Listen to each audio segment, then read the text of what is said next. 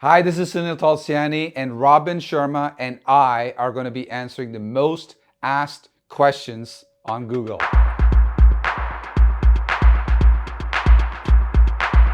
Hi, it's Robin Sharma, author of the 5 a.m. Club and the Everyday Hero Manifesto, and I'm delighted to be answering the most asked Google questions. Definitely not a monk. I believe in the importance of being in the world, but also in the wilderness. And I think it's incredibly important to not only show leadership and achieve great things and your ethical ambitions in the world, but I think it's also important to be serene along the way and enjoy the beauty of life along the way.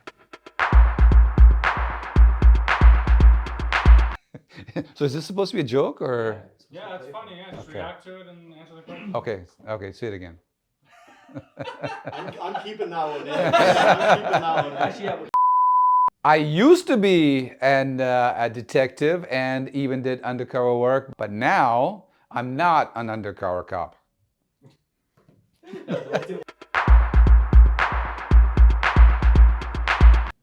Depends on the day. I mean, some days I have creative days where I might be working on a new book or a new course or refining a keynote presentation.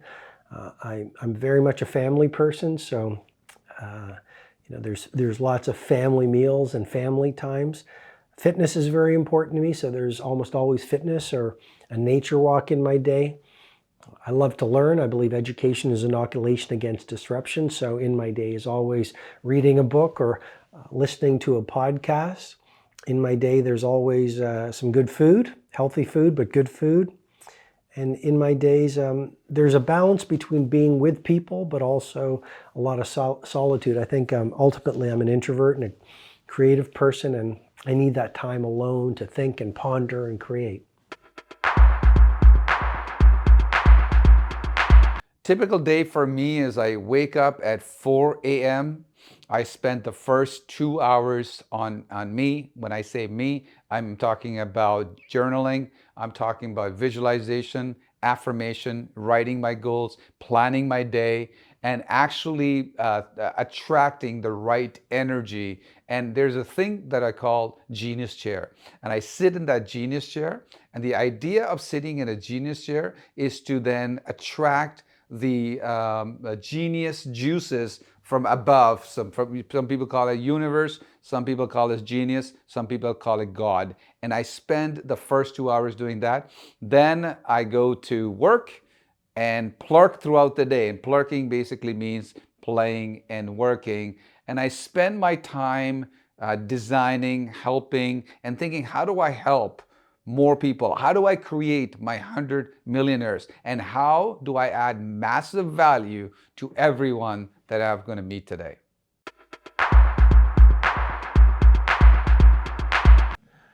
Last time I checked, his pulse was beating. I wished I was married to Oprah, but no, I'm not married to Oprah. do you know why he's asking that? No, it's So on Google, when you search Sunil Tulsiani wife, a picture of you and Oprah.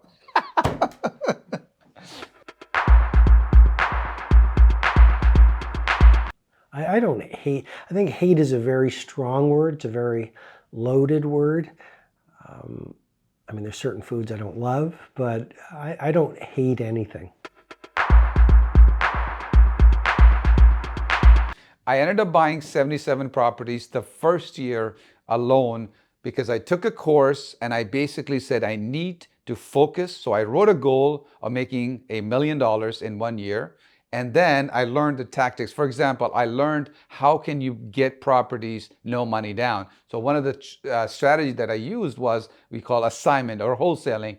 And instead of wholesaling or assigning one property at a time, I end up assigning 5, 10, 20, 30 properties at a time to flip 77 properties in 1 year, first year alone. I also did other things like rental, rent to owns, assignments, flips, and anything that really generated income for me in that year, I ended up doing that.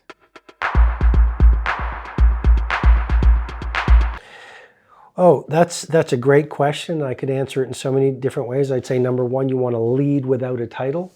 So don't Don't wait until you have a position to show leadership. Leadership is very much about not being a victim. It's about taking personal responsibility. It's about innovating versus coasting. Leadership is about being that person who gets things done while other people are maybe complaining and making excuses. Leadership is about seeing the gifts that change brings. A lot of people get very stuck when there's change, but leadership is about saying, okay, here's change. How can I exploit change to deliver more value to people and make a difference?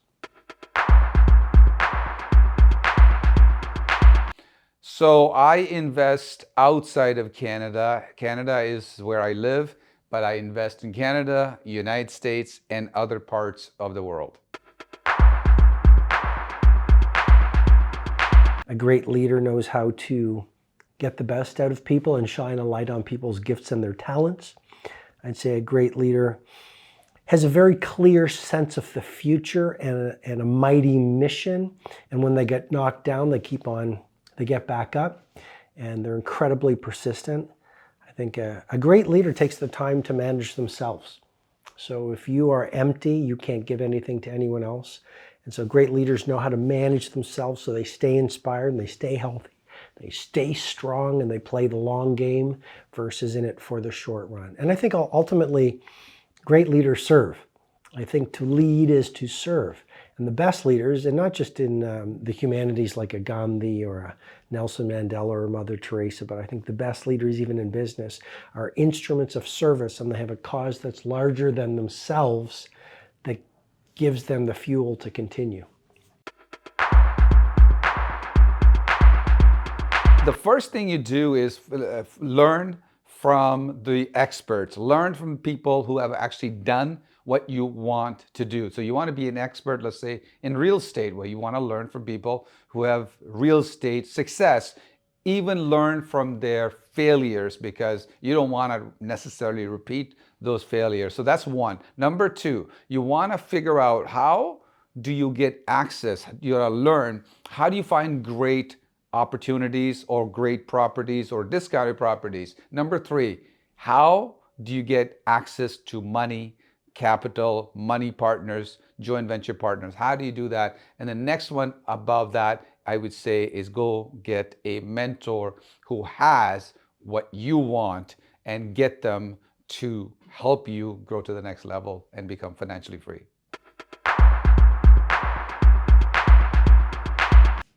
I think leadership is a little bit of both. I think there are people who have natural gifts and natural talents, and leadership certainly can be learned. There's so many skills. I've written about it in my books, like The Leader Who Had No Title or The Everyday Hero Manifesto. And so we can learn the ideas of the great leaders and then apply them so that they become our second nature.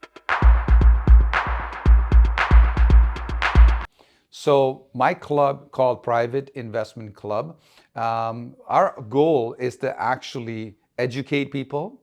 Our goal is to actually help bring people together so they can actually do business together. The biggest thing about our club, Private Investment Club, is that it's a doing club, not just learning club. So we teach people how to do it, but more importantly, we inspire people to take action when they're not ready, to go to the next level. So we help give access to good deals, we give access to money.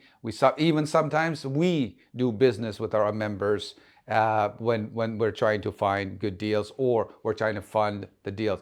Basically, main goal of Private Investment Club is one, and that is this: to help make 100 millionaires multimillionaires. Thank you so much for your questions. It's been really interesting. All right. Thank you for all your questions. I hope you guys enjoyed it. And more importantly, you do something about becoming successful. All the best.